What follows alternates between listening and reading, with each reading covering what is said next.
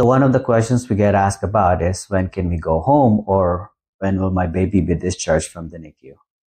So this really depends on a lot of factors, and we're going to talk about those things. Magandang araw po sa inyong lahat. Si Doc Ben po ito. Kumusta mga nanay, mga tatay? So ito nga po, no? Kailan ba makaka-uwi? Kailan madi-discharge ang inyong baby from the NICU? So a lot of things will play dito sa decision na ito. Unang-una po, tinitignan natin kung ano ba yung gestational age ng inyong baby. So a baby who's born early, 23 weeks, 24 weekers, 25, mas matagal po sila magsistay sa NICU dahil ang babies born this early, marami po silang mga issues and marami po silang milestones na kailangan pong daanan. Next po, kapag ang baby ninyo ay bansot or mababa po yung timbang nila, then they need to gain more weight sa NICU, and they will stay not long, depende po dun sa timbang, pero meron po tayong mga criteria na sinusunod before we can safely say na po pwede na pong umuwi. Pangatlo po, we always look for breathing and feeding ability ng inyong baby. Kung ang paghinga po, ang respiration ng inyong baby ay hindi po in distress, and your baby is feeding okay, wala pong problema sa hindi nagsusuka, and they're consistently gaining weight, then isa po ito sa mga factors din na tinitignan natin. At pinaka-importante po yung mga tinatawag natin mga medical problems, ano? So, yung mga babies, gaya ng nasabi ko, extremely preterm babies, less than 26 weeks, they have a lot of medical problems. So, pag may problema sa lungs, meron silang RDS or chronic lung disease, if they have infection sa kanila pong tiyan, ito po yung NAC or neck. Kapag meron po mga problema sa puso, if they're not feeding well, if they have bowel problems na kakailanganin po ng surgery, then they tend to stay longer sa NICU.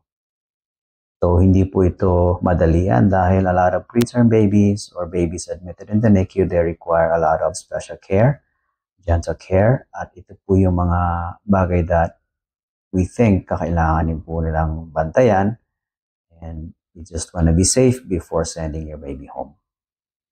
So, ganun na rin lang po, pinag-usapan natin itong mga factors na to.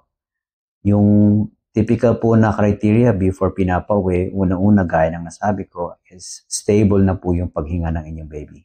Stable means hindi sila nangangailangan ng any kind of support from the ventilator, even for a CPAP machine.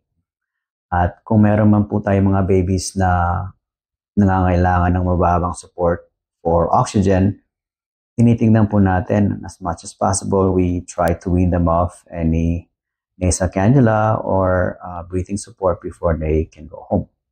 Pangalawa po, tinitingnan po natin yung quantity and quality ng kanilang feedings. So ang baby po, before they can go home, we want to see that they're taking their full feedings. Ito po yung sasabihin sa inyo ng nurse or ng doktor, what is the volume that would be enough for your baby's growth. At saka tinitingnan rin po natin kung, gaya ng nasabi ko, consistent yung kanilang weight gain. Ang isa pa po natin tinitingnan ay yung kanilang ability na makontrol yung temperatura. So, for a preterm baby who's admitted in the NICU, we usually put them in the incubator kapag medyo matanda-tanda na sila or they're close to term. We try to wean them to a regular crib. At ito po yung test na kapag ang baby hindi nilalamig or hindi nagkakaproblema sa temperatura, then that means meron ng ability na control nila by themselves without any support from the incubator.